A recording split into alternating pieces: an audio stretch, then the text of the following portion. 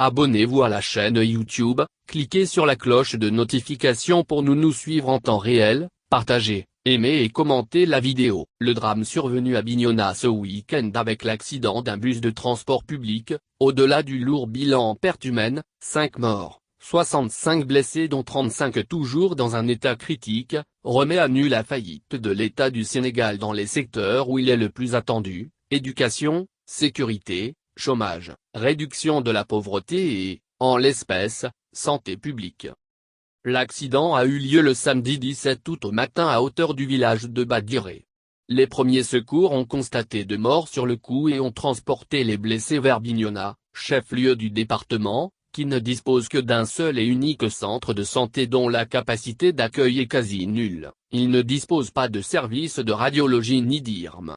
Ce qui fait office de bloc opératoire n'a jamais fonctionné depuis son ouverture parce que simplement l'État ne parvient pas à trouver un chirurgien à y affecter.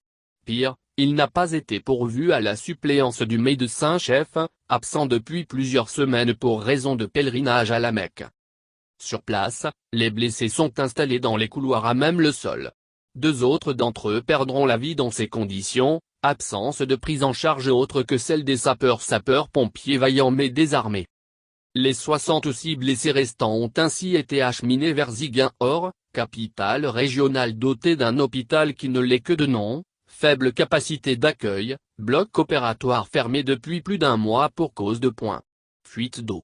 Aujourd'hui à Ziguinchor, face à l'état comateux de l'hôpital régional et en l'absence de structures privées disposant d'un plateau médical, pour une intervention chirurgicale les patients doivent s'inscrire sur la longue liste d'attente de l'hôpital de paix. Entre-temps, beaucoup souffrent et meurent stoïquement chez eux. C'est dans cet hôpital régional de Ziguinchor qu'un 5e blessé succombera et 65 autres galèrent toujours en ce moment. Au moment où je rédige ces lignes, j'apprends avec tristesse qu'une énième tragédie routière vient de se produire sur l'axe Kaolack-Hambourg avec déjà 7 victimes, bilan provisoire. Mes pensées et mes prières à toutes ces victimes, aux blessés et à leurs familles. Ce tableau est celui du Sénégal de la santé, de tout le Sénégal. Aucune région n'est épargnée par la faiblesse voire quelquefois l'inexistence de plateau médical adéquat, de personnel médical en nombre suffisant. Pas même la capitale, Dakar.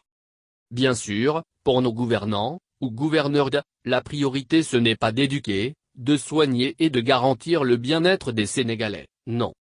Leurs priorités sont orientées vers des investissements de prestige ne répondant à aucune urgence nationale, prétexte pour enrichir des pays et entreprises étrangers sur fond de surfacturation et autres commissions occultes. Leur coup de grâce au peuple, c'est le vol éhonté des ressources pétrolières, gazières, minières, halieutiques, foncières. Par le truchement du clan dirigeant.